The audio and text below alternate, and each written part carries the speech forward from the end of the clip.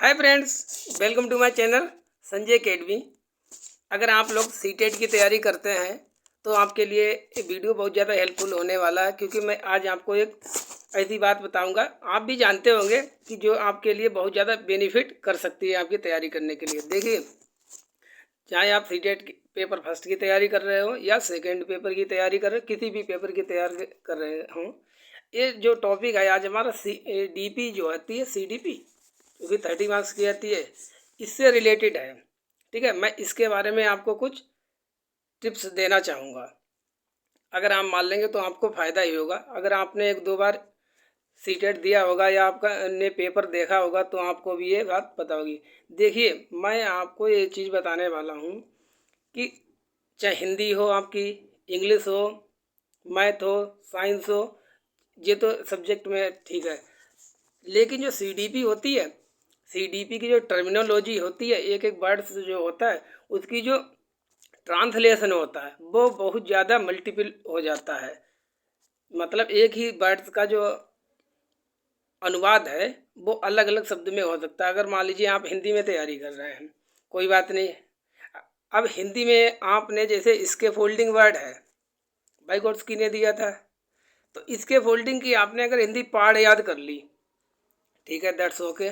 लेकिन अगर वहाँ पर आपने पाठ याद की और वहाँ पर उन्होंने मचान करके रख दिया, तब आपको ध्यान नहीं रह जाएगा।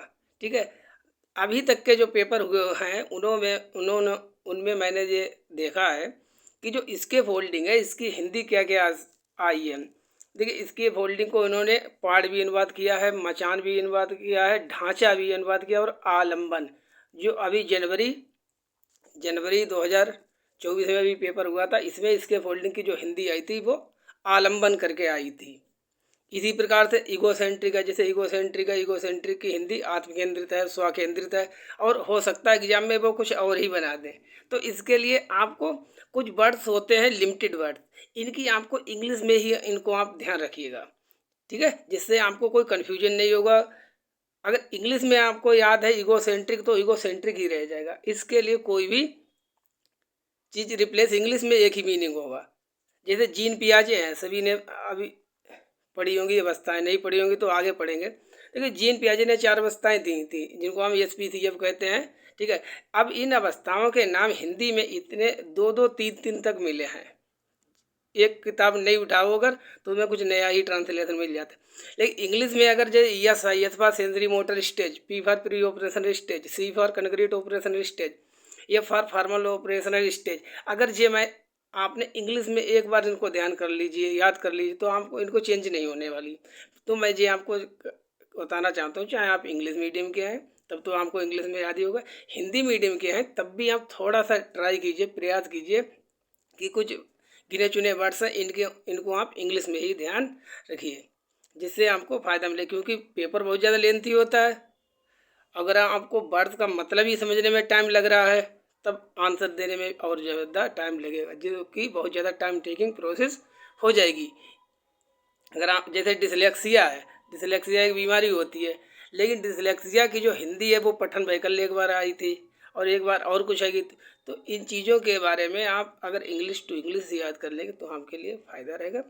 देखिए, और चीज़ की आप तैयारी हिंदी में कर रहे हैं, दैट्स ओके, कोई बात नहीं। देखिए, मैंने भी हिंदी में ही तैयारी की थी, कोई दिक्कत नहीं है। लेकिन जो CDP वाला पोर्शन है इसमें आप ध्यान रखना थोड़ा सा,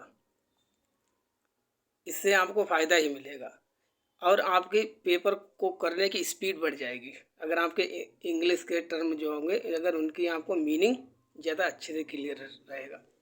ठीक है, चलिए, बस हमको इतनी इन्फॉर्मेशन देनी थी और अपनी तैयारी अच्छे से करते रहिए। देखिए, मैं आपको बता दूं अपनी क्लास के बारे में, मेरा चैनल है संजय अकेडमी। मैं आपको यूट्यूब पर कंप्लीट सिलेबस जो है पेपर फर्स्ट पेपर सेकेंड का कराऊंगा। देखिए, सेकेंड पेपर की जो SST है उसकी मैं थ्योरी नहीं करा पाऊंगा, लेकिन जो 30 मार्क्स की आपकी जो आती पैडागोजी उसको कंप्लीट करा दूंगा। ठीक है, पेपर फर्स्ट और सेकंड का, मैथ साइंस का और सभी का कंप्लीट हो जाएगा। तो आपको कहीं भी ज़्यादा भटकने की ज़रूरत नहीं है, जुड़े रहिए हमारे साथ, हम आपको कंप्लीट सिलेबस कराएंगे और टू द पॉइंट होके पढ़ाएंगे, जो कि एग्ज़ाम में जैसे पूछा जाता है। ठीक है, आपने मेरे बारे में तो थंबनेल में ही देख ही लिया होगा। चलिए, अगर आपका कोई भी डाउट्स है तो आप कमेंट बॉक्स में लिख के हमसे पूछ सकते हैं और जुड़े रहें हमारे साथ। चैनल को सब्सक्राइब कर लें अगर आप भी तैयारी कर रहे हैं, करना चाह रहे हैं। ठीक है, चलिए मिलते हैं नेक्स्ट वीडियो में। कोई भी अगर आपका डाउट है किसी भी प्रकार से पूछ सकते हैं। हाँ, बता दें आपको, जो लाइव क्लास है हम जल्दी ही लाइव क्लास शुरू करने वाले, जिससे आपका बिल्कुल क्रिस्टल क्लियर सामने क्लास में ही कर देंगे। ठीक है, आपको कोई भी बहुत ज़्यादा अपने आप से एफर्ट लगाने की ज़रूरत नहीं होगी। सीटेट को पास करना बहुत ईजी है, मैंने 2 बार क्लियर किया है। ठीक है, और सीडीपी में तो अच्छे खासे नंबर आते ही आते हैं।